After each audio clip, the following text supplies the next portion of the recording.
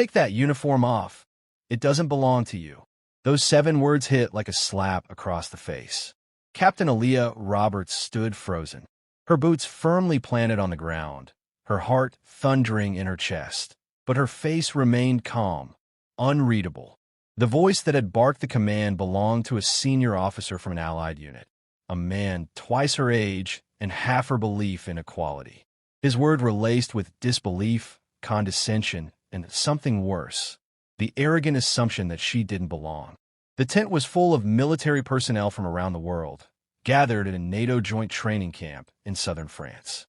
The mission brief was about to begin, and Aaliyah had arrived on time, in full flight uniform, carrying her helmet, ready for battle, ready for brilliance.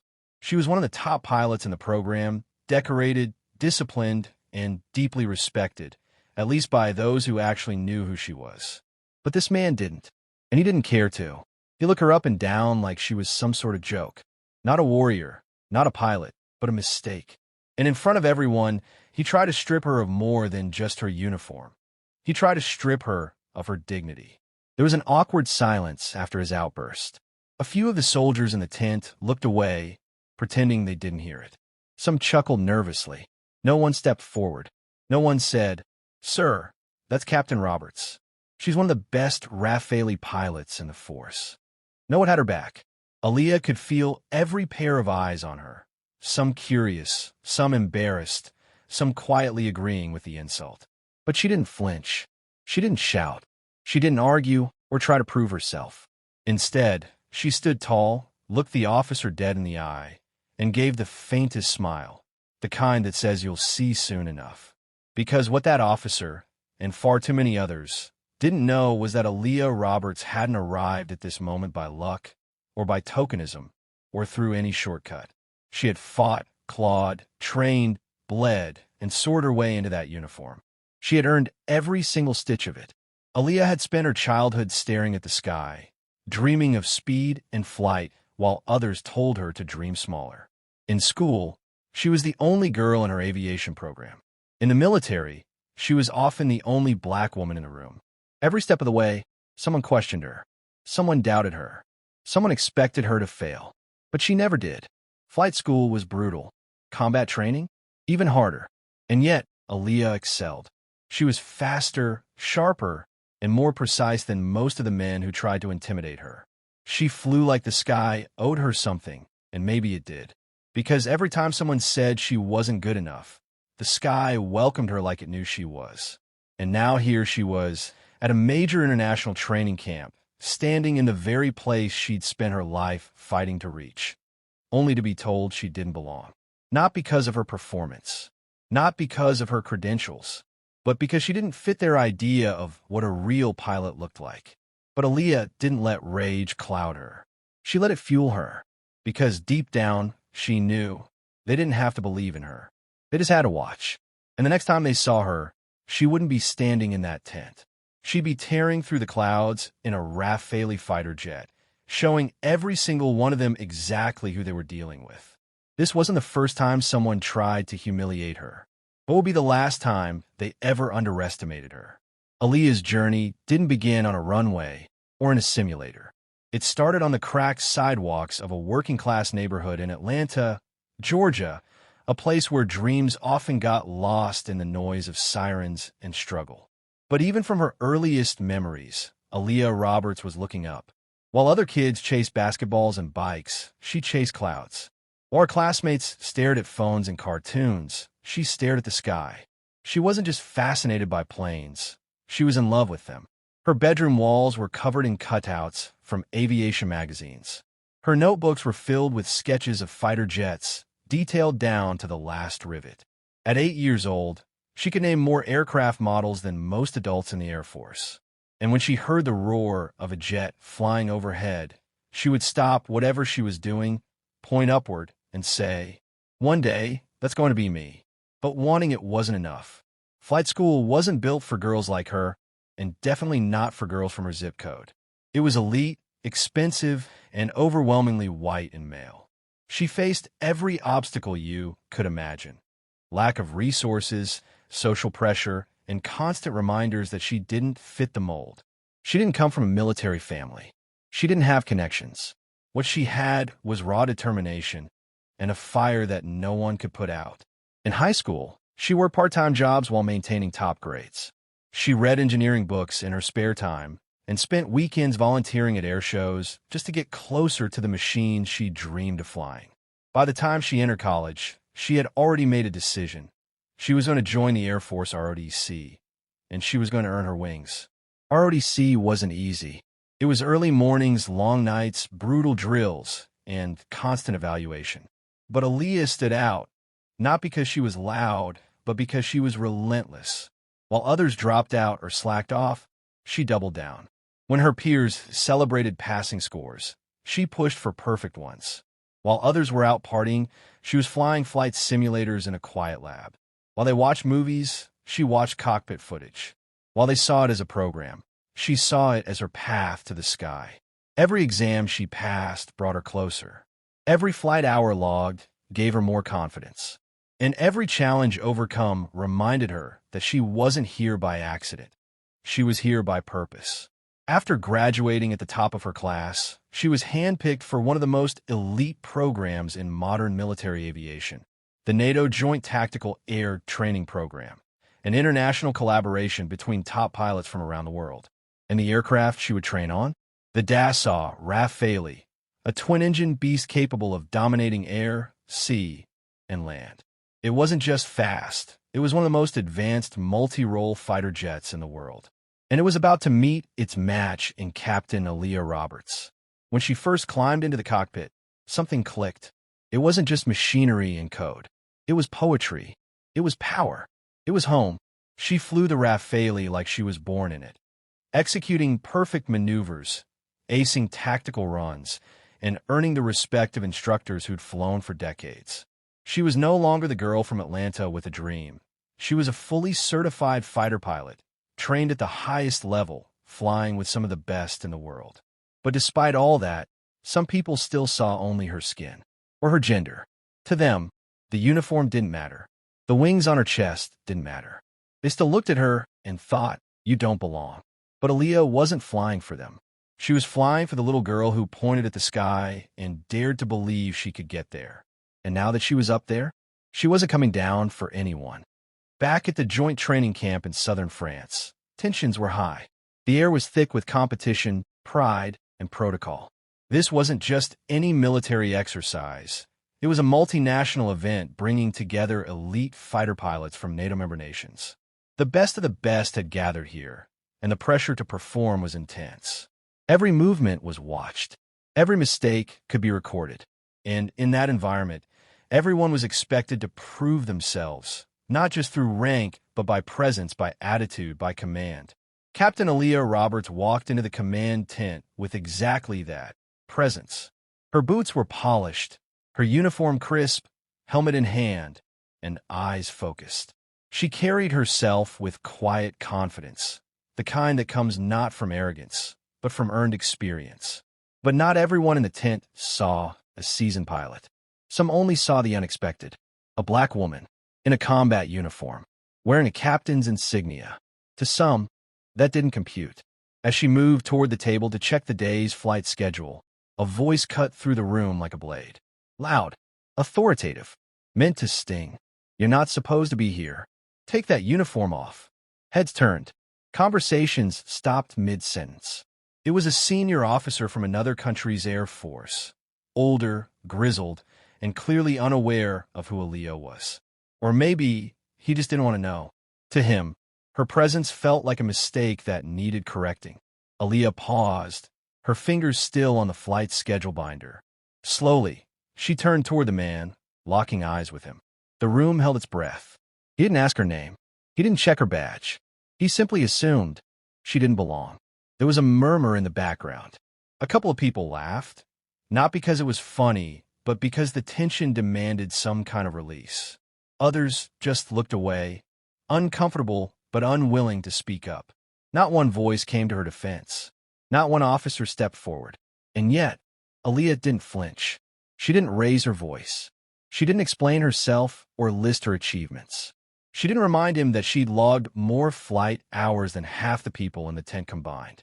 She didn't mention the medals, or the recommendations, or her flawless simulation scores. She just smiled, a tight, measured smile.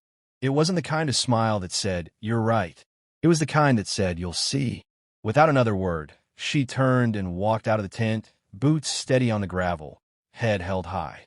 But make no mistake, she wasn't retreating. She was planning. Because Aaliyah Roberts knew something that the others didn't.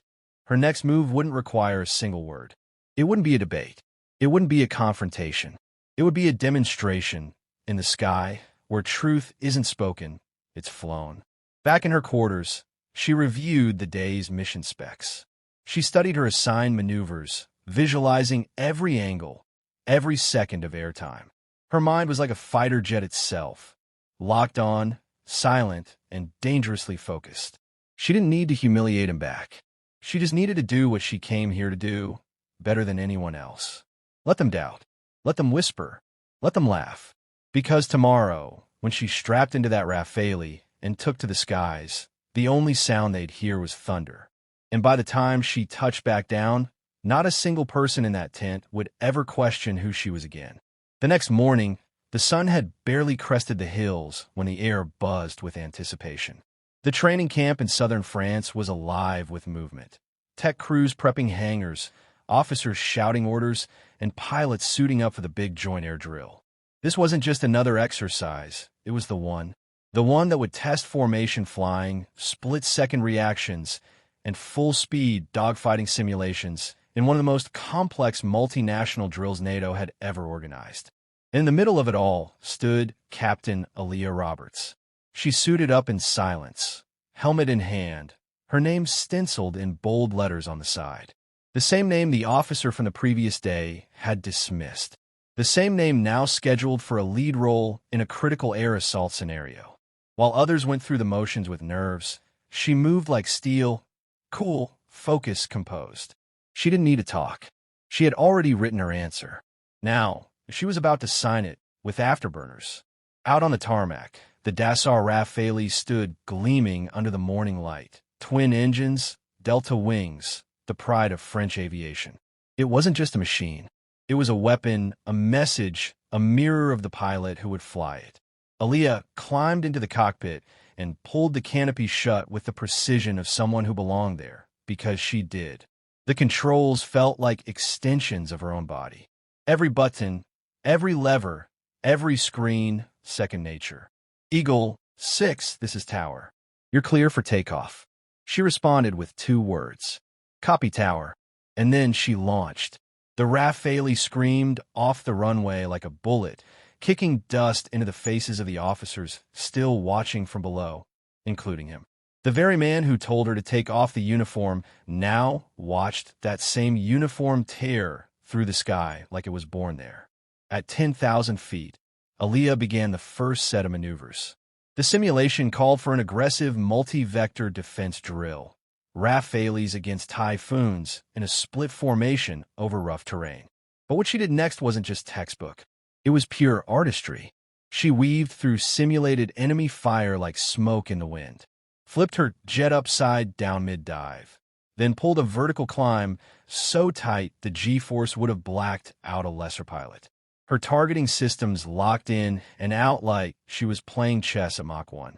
Back at base, instructors watched from the control tower in stunned silence. The data pouring in showed one thing. Captain Roberts was outperforming every other jet in the sky. And on the ground, people were starting to ask the same question. Wait, is that her?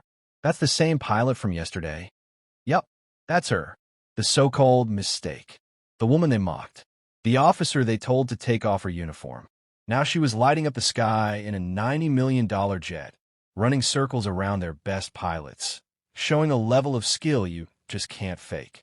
It wasn't anger that fueled her flight. It was clarity, a silent storm of grace and precision.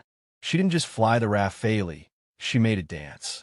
As the simulation ended and the jets returned for landing, her Rafale touched down smoother than silk.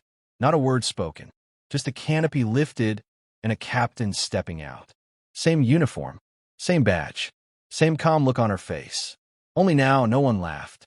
No one looked away. No one dared question her again. The officer who'd humiliated her was standing at the edge of the runway. He didn't say a word. He didn't have to, because her flight had already said it all. That moment, the jet slicing through the sky, the impossible maneuvers, the flawless landing, didn't just silence one man's ignorance. It did something far bigger. It shifted the atmosphere. Within hours, word of her flight had spread across the base. Within days, it had reached Air Force academies across the globe. Instructors pulled up footage of her drill as a case study. Pilots rewound the simulation to study her timing.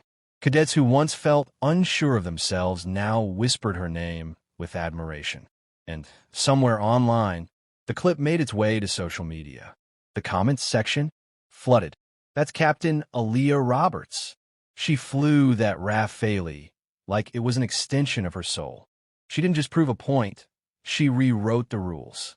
But perhaps the most powerful reactions came from places far beyond the runway, places she had once known herself. Inner-city classrooms, underserved neighborhoods, homes where dreams like flying a jet felt like fairy tales. There, young girls watched her in awe. Girls who had never seen someone who looked like them in a fighter cockpit. Girls who had been told to be realistic. Girls who had been ignored in science classes, talked over in group projects, and discouraged from even trying. Now, they looked at that Rafale. They looked at that calm, confident pilot stepping out in her helmet. And for the first time, they said, "That could be me." Aaliyah knew the power of that moment, and she didn't waste it. She began speaking at aviation schools and military prep academies. Not as a guest, but as a force. She walked into rooms where few women had ever stood, and made sure she wouldn't be the last. She told her story not to brag, but to break barriers. She talked about the nights she cried quietly in her dorm room, the mornings she ran drills while others slept, the moments she felt invisible in rooms full of officers. But more than anything, she talked about flight, what it felt like to defy gravity and expectations, what it meant to hold the controls in your hands, knowing no one could take your sky from you. She didn't just inspire, she mentored. She started a program for girls of color in STEM fields who dreamed of flying, not just planes but past limitations. Through her foundation, she helped fund simulator hours, offered scholarships, and hosted fly days where young students could sit in cockpits for the first time.